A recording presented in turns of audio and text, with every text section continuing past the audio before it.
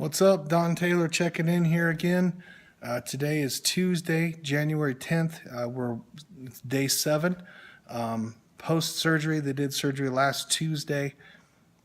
Today I went in and had a checkup actually with the surgeon's office.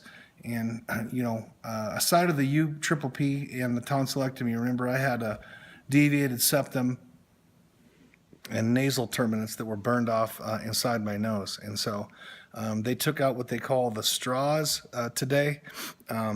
Never would have guessed that they would have looked like that. They're the clear silicone devices that they put in there to keep everything straight and allow stuff to pass through, etc. while you're healing up.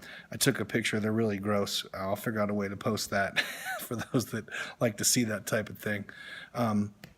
But last night I had a little bit of an interesting setback is really what it turned out to be. So, normally in the night when I'm sleeping, of course I'm on medication every 4 hours just because I have a hard time making it to the 6-hour mark.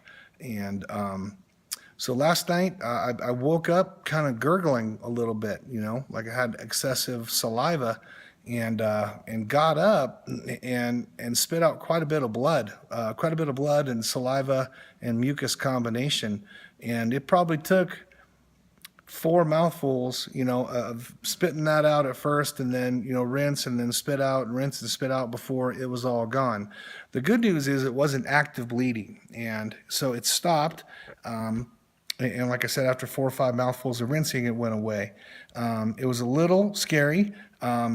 Although my throat felt fantastic last night, I didn't have that pain where I kind of wake up and it was super dry, and never really had that. And I was kind of wondering what was going on. Well, it's because there was a ton of blood back there, and So, anyways, fast forward, I went to the doctor's today, and a little bit of a challenge. It's a blood clot, and it happens. Not a high percentage of people.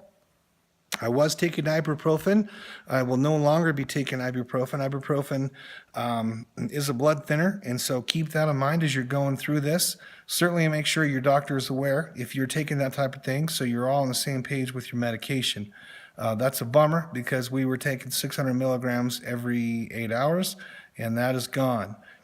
And I was graduating to, a little tougher foods, macaroni and cheese, pancakes, some other things like that. That is also gone. So back to cold water, cold liquid diet, applesauce and things like that. Today is day 7, as I mentioned. Apparently that window of day 7 to day 10 is when you're at most risk of bleeding. Mine is coming from one of my tonsils. It broke loose and there's a blood clot on there. When they evaluated it, he said, you're right on the cusp of me needing you to take you right to the OR and fix that, cauterize it, and clean everything up and make sure that it doesn't bleed, or we can scale way back on your foods and try to let this go the natural way, which, of course, I'm doing, and try to get me past that day 10, day 11 window. So just a heads up for you. It was a little scary, but, I guess you can also tell as you're looking at this stuff when it's coming out of your body and your mouth, if it's real active bleeding, or in my case, even though there was a lot of little blood clots and saliva and stuff, you could tell that it wasn't just open blood. And the fact that it stopped. Now, it did do that a couple times. It did it again. And so by 6:30 in the morning, I had another one of those sessions. But after that, man, I was fine. I was able to take my medication, take my bath, get myself cleaned up, get in a good shape to go on and see the doctor's office for the follow-up meeting. So in terms of my weight, I weigh the same exact thing I did yesterday. Nothing has changed for 3 days in a row. So still 239. Looking for that number to get back down to my fighting weight of 225. That'd be awesome. But we'll see how it goes, and I'll keep you guys posted. Trying to think if there's anything else on my end. Sleep has been good. Energy has been good. Felt actually better today, even after all that, than I have yet.